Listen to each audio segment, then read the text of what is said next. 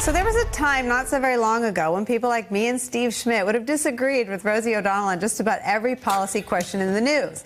But as Rosie likely understood years before we did, Donald Trump's unique brand of xenophobia, denigration of women, and loose personal and business ethics can make for some unusual alliances. As our politics realign and the questions become starker and darker, Democrats find themselves contemplating whether it's safe to build bridges to some of the very same Republicans they loved to hate just years ago.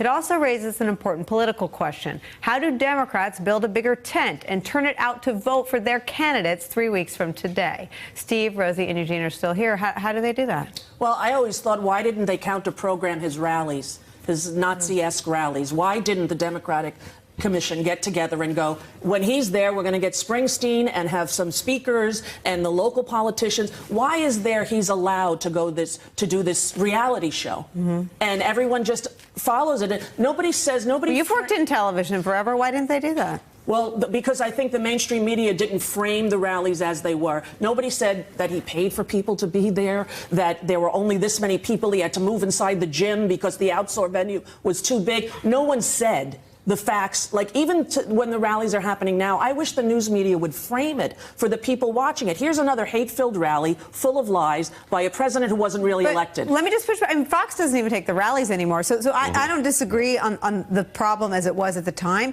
but that's not the problem now. How do Democrats win now?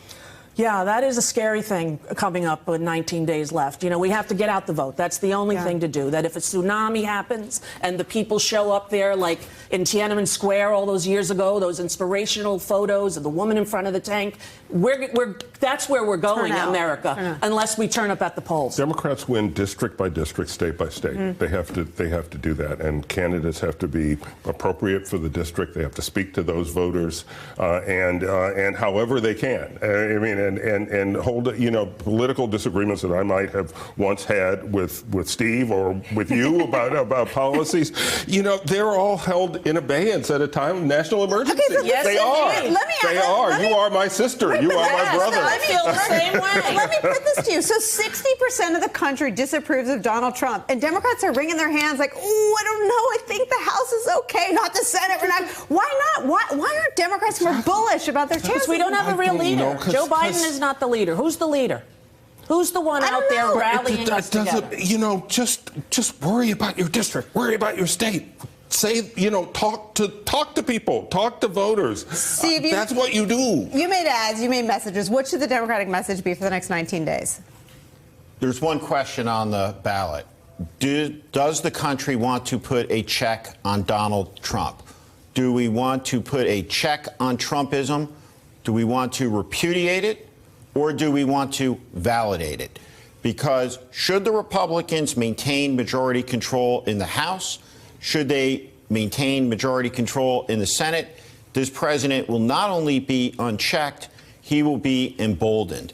And at the core, what he's doing is stoking a cold civil war in this country between the American people. He's the first president in the history of the country who makes no pretense about being the leader of the American people. He is the leader of a faction. I want to take out a pen and write Dear DNC. Yes, I do. He is the leader of a faction, and he is dividing us. And those divisions will take years and years and years to heal. We are one people.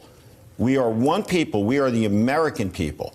And when you see a president of the United States doing what he is doing to this country, not to mentioning the unraveling of the U.S.-led liberal global order that emerged from the horror and the catastrophe and out of the death camps and the ruin of a war that killed 80 million people.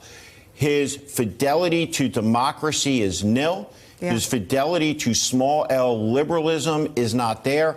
And you see it with his complicity, and it is complicity in the murder of a Washington Post columnist by a Middle Eastern thug. Tell me why all that is true. I think we all agree, coming from different sides of the political spectrum.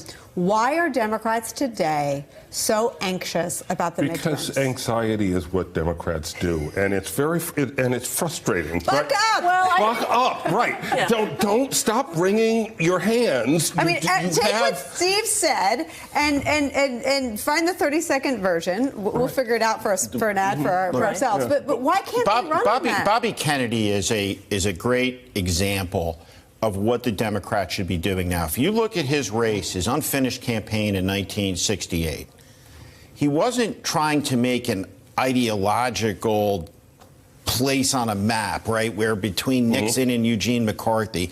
He was making an argument for better, trying to lift up our politics. Who are the leaders out there that are arguing for better, that are selling an aspiration, that are saying to the American people that, hey, we can be better. We can go to a better place. This is what the future looks like. Our job, and all of us connected through the generations, on the backs of the generations of American patriots whose sacrifice beggars the imagination, we have an obligation.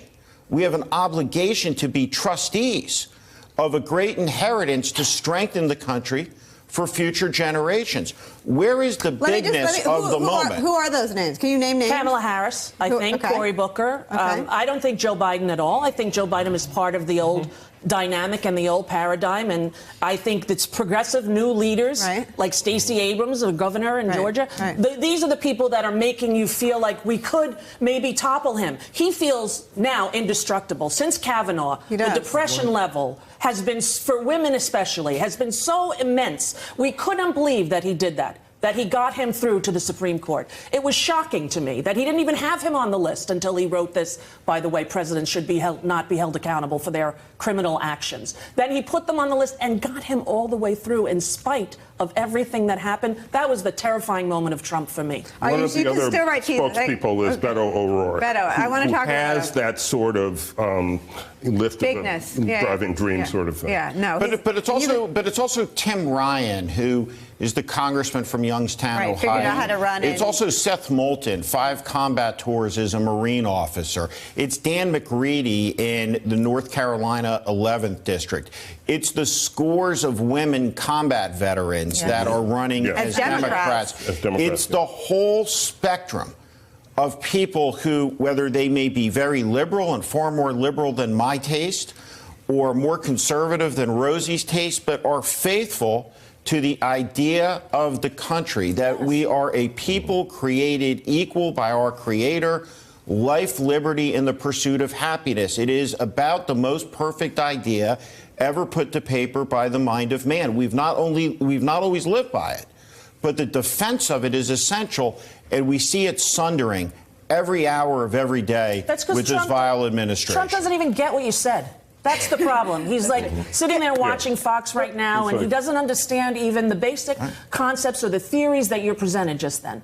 Hey there, I'm Chris Hayes from MSNBC. Thanks for watching MSNBC on YouTube. If you want to keep up to date with the videos we're putting out, you can click subscribe just below me, or click over on this list to see lots of other great videos.